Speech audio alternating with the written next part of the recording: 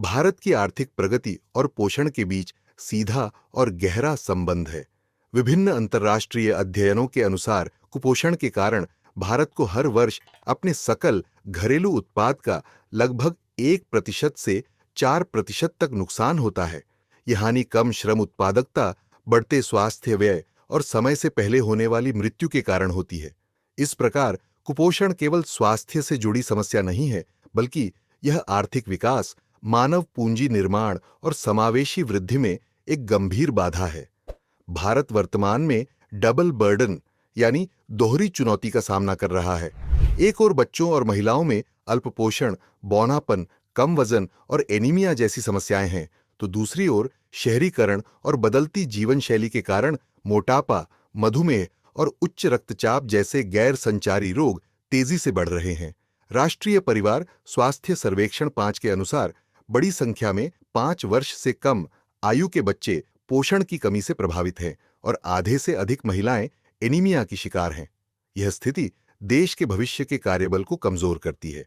महिलाओं में एनीमिया बीमारी होने के गंभीर आर्थिक और सामाजिक प्रभाव होते हैं। इससे शारीरिक क्षमता, कार्यदक्षता और संज्ञानात्मक क्षमता घटती है।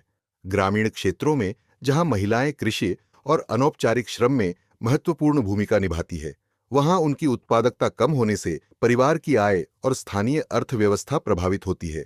मात्र एनीमिया से कम वजन वाले शिशु जन्म लेते हैं, जिससे कुपोषण का चक्र अगली पीढ़ी तक जारी रहता है। हालांकि भारत दूध, अनाज, दाल, फल और सब्जियों का बड़ा उत्पादक है, फिर भी पोषण सूचकांकों में पीछे है। इसका मुख्य कारण यह है कि नीतियां अभी भी कैलोरी सुरक्षा पर केंद्रित है, जबकि प्रोटीन और सूक्ष्म पोषक तत्वों की पूर्ति पर पर्याप्त ध्यान नहीं दिया जाता।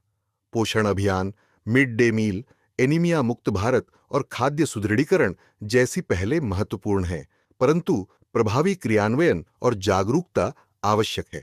यदि भारत 2047 तक विकसित राष्ट्र बनना चाहता है, तो पोषण को आर्थिक नीति का अभिन्न हिस्सा बनाना होगा। बेहतर पोषण स्वस्थ, शिक्षित और उत्पादक जनशक्ति तैयार करेगा, जो सतत और समावेशी विकास की मजबूत नींव बनेगी। अगर आपको यह जानकारी पसंद आई हो, तो कृपया इसे लाइक करें, शेयर करें और चैनल को सब्सक्राइब जरूर करें। और जाते जाते इस प्रश्न का उत्तर कमेंट में बताइए। प्रश्न: राष्ट्रीय परिवार स्वास्थ्य सर्वेक्षण 5 के अनुसार महिलाओं में व्यापक रूप से पाई जाने वाली समस्या कौन सी है? ए. मधुमेह, बी.